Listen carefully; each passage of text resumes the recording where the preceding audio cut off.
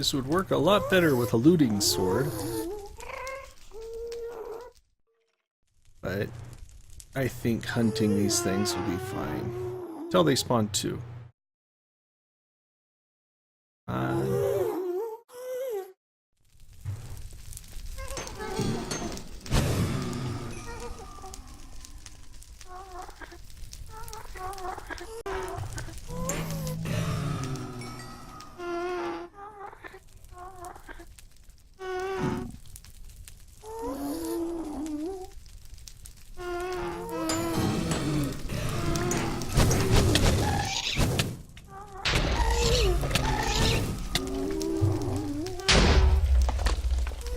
Alright, I'm good.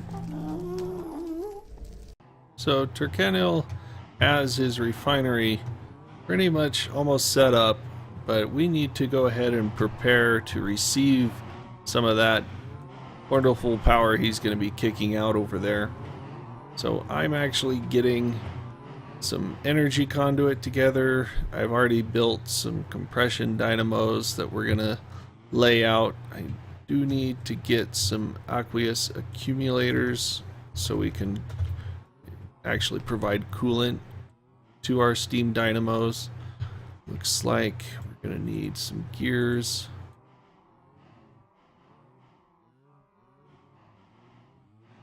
We're gonna have to figure out where we want to build these as well. I think I actually have a pretty good place in mind, but we're gonna have to clear it out. So that'll be quite the project, and I hope that we don't run into any problems, because I'm not sure if there's any caves in the area, and I'm just not quite sure how well it will actually work there. But we're gonna give it a try and see if we do run into problems. I really hope we don't. I don't think we will. There seems to be enough space. And if you aren't sure, it was actually gonna go right through to the left here as we go back towards the back here. Let me show you. So through here and back in this direction. I'm thinking I'll go back that way and actually build the machine room and have the item storage directly above it. That way we'll be in line with our cathedral area. It'll probably be about this high, so just a little shy of the top level here, but I think it'll work out pretty well to have it back in that area. It'll give us plenty deep into the mountain so that we can do some pretty grand stuff with our item storage, since, you know, Minecraft is all about getting stuff so that you can do whatever you want, including, you know, building something nice. So why not have one of our nicest spots be around our item storage? I'd like to make it kind of compact. I'm thinking I'll follow kind of a design like what Etho has. Just row after row after row of double chests stacked on end so that we can have some pretty heavy storage.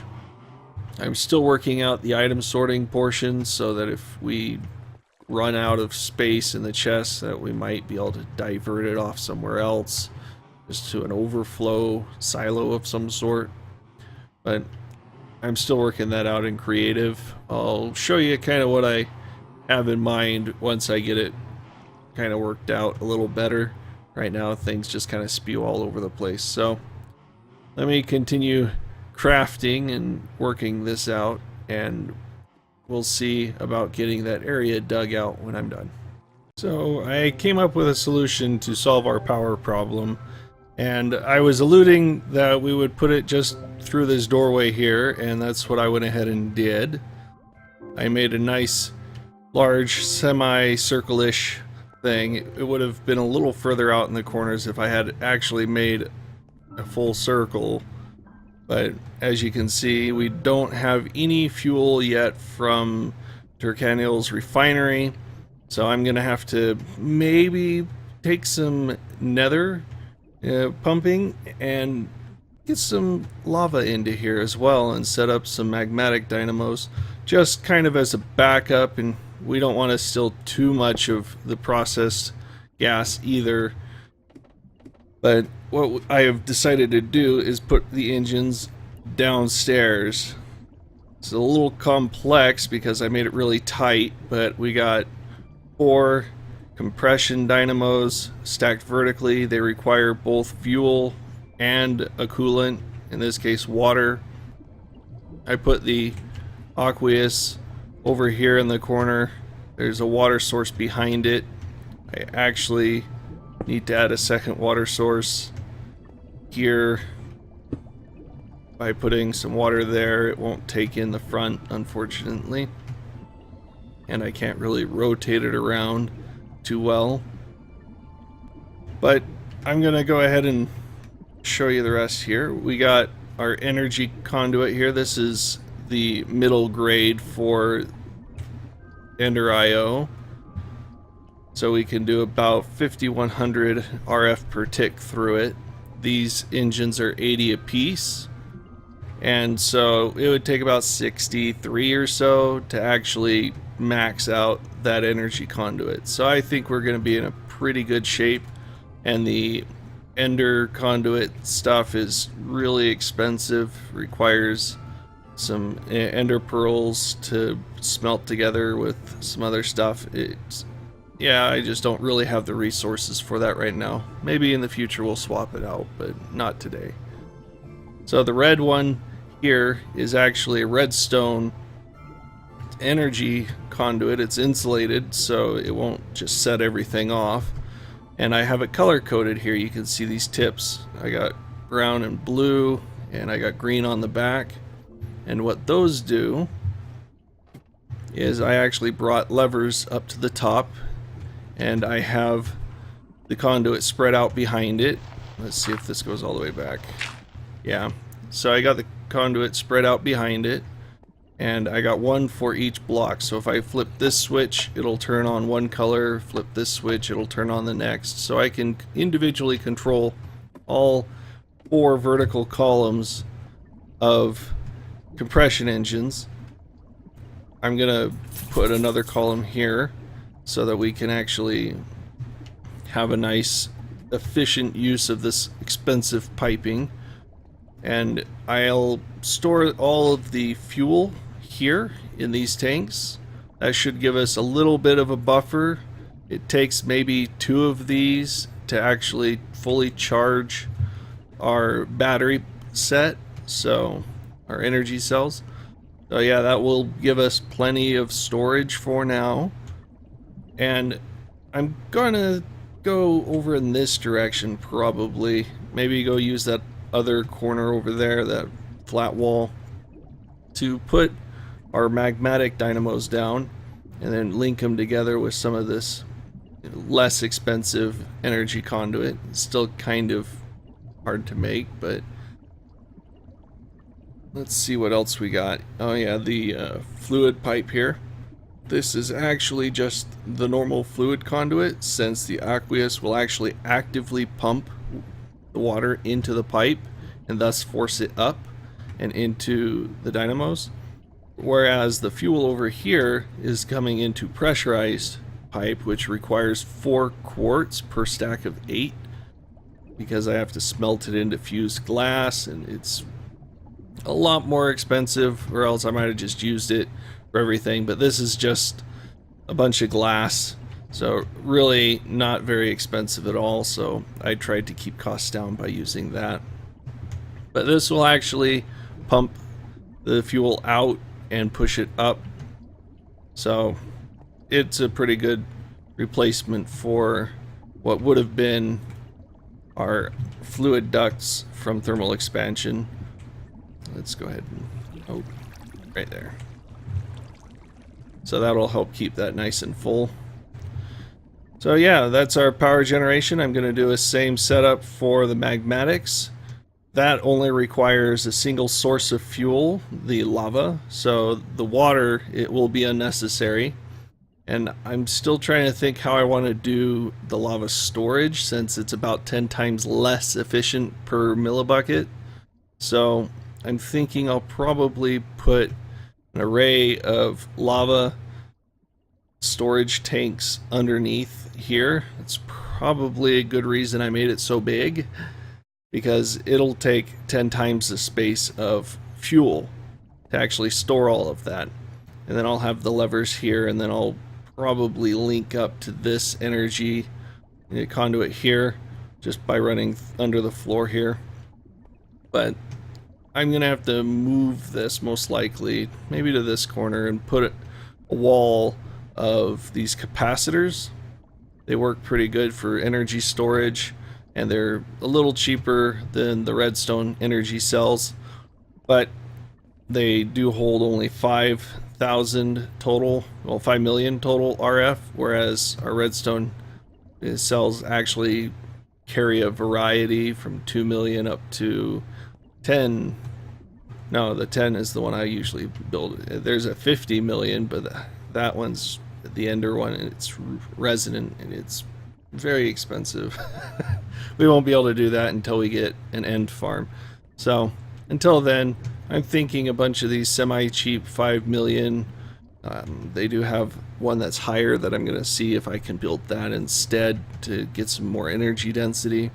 But just put those banks here.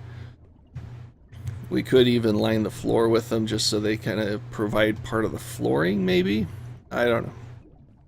I like to try to be somewhat compact and efficient with my space, but if it's at sacrifice of design, I don't know. We'll see. So just a quick update here. I did get the rest of our engines put in here. We have been filling up our fuel, and what I did is I actually went ahead and increased the augmentation on these compression dynamos. This is something new with this beta version of thermal expansion. We can add these little cards that do some bonus things. This one came by default, but I went and added a 10% base fuel energy, so it'll increase from 80 to 88. And we have a second one on a few of these here because these are a little more expensive.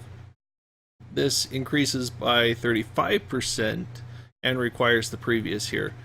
So I've got it here on these 4 and this one here, so these are still just 10% for all the way around here.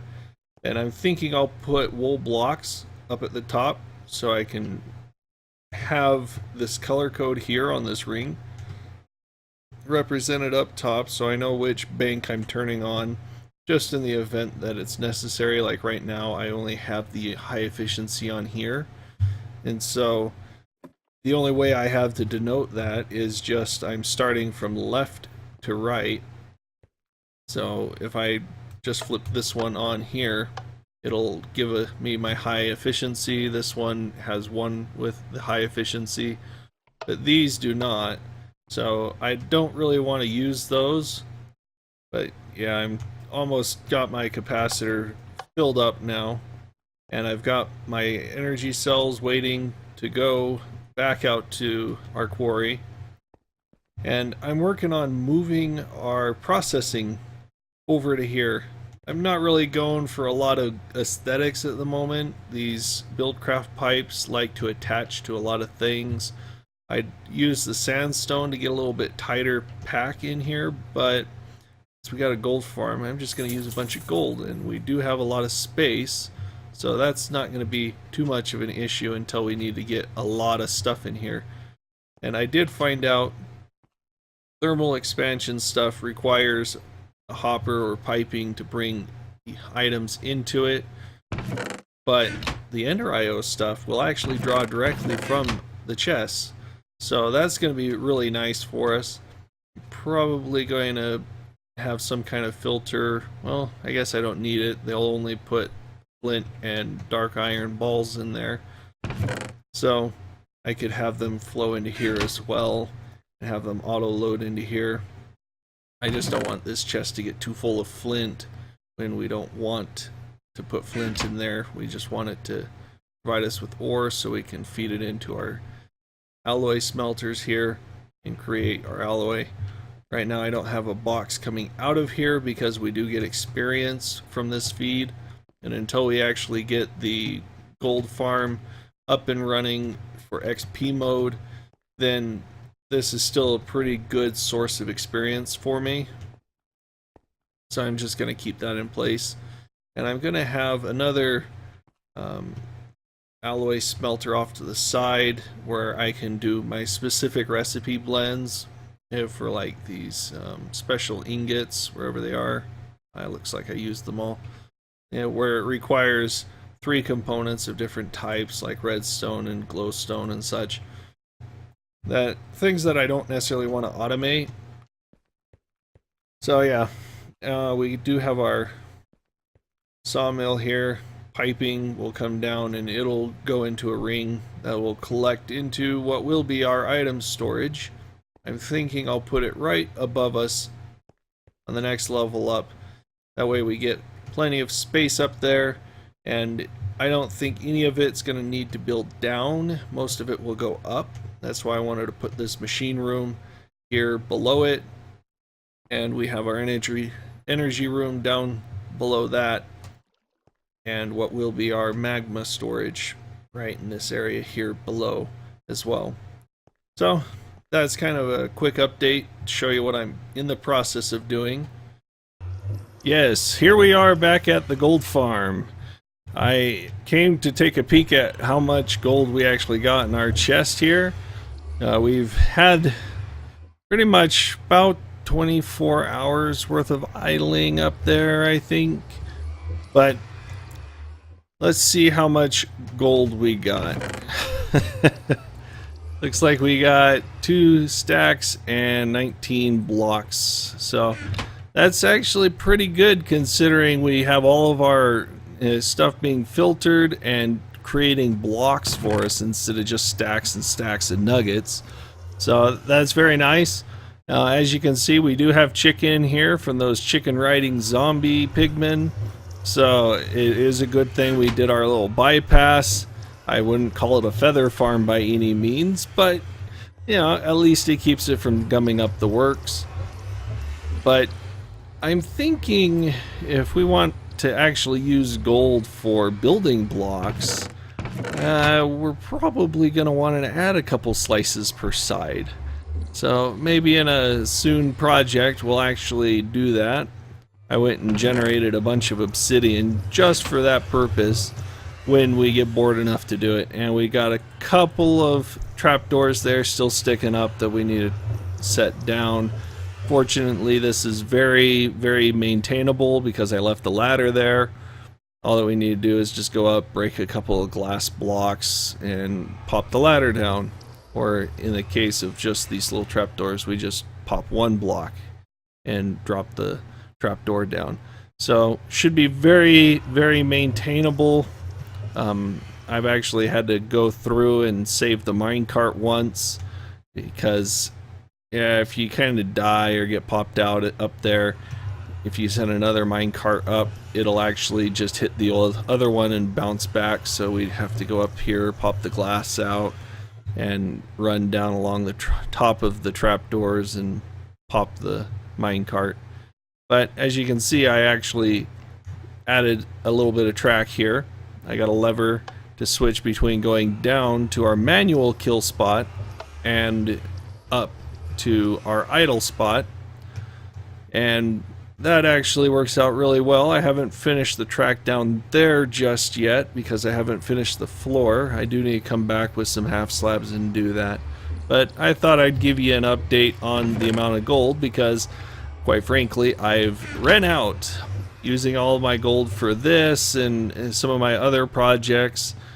It's, yeah, I'm just really depleting myself. So I'm gonna still one of these, maybe even 2, just so I have enough spare. Yeah, I'll still 2, just so I have enough spare in my base to do whatever I need and do a lot more gold rail or these active rails, just to make our mine carts that much faster, or maybe even decorate a little bit.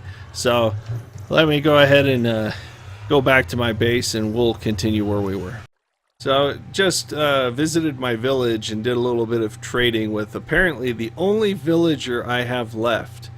I even went and put up a wall, and there's only one villager left for some reason. So he's safe, but I did benefit in him having a wheat to emerald trade. So now I got 30 emeralds and 8 wheat to my name. But that's still a pretty good trade-off, considering I went and leveled him up a little bit, and he's just got emeralds for cookies and apples and arrows, so nothing terribly special just yet. But once I get some more wheat to trade to him, I'll be getting some more emeralds, and then we'll have to see what his next level up is. But at least the village is safe and secure, and I do have this little trick here to see if we can get some more villagers replicating in here. We just need to go and minecart a few from a nearby village I hear is to the west. So we shall find out. And I do have a little bit of my front door spruced up. You can see I got the stairs, a little bit of a waterfall, and a platform here. And I kind of have it just cascade and flow underneath here, just for the aesthetics of it. Haven't quite figured out how I'm gonna do the rest over to here. And I did visit or take from our gold farm some gold to replenish my stock that I had at my base, but also to do this. As you can see, we have a nice little centerpiece to our front room. And this is 64 blocks of gold stacked nice and neat in a pile.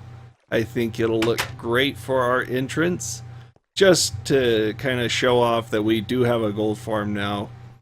So you can see all the nice gold piping I'm using.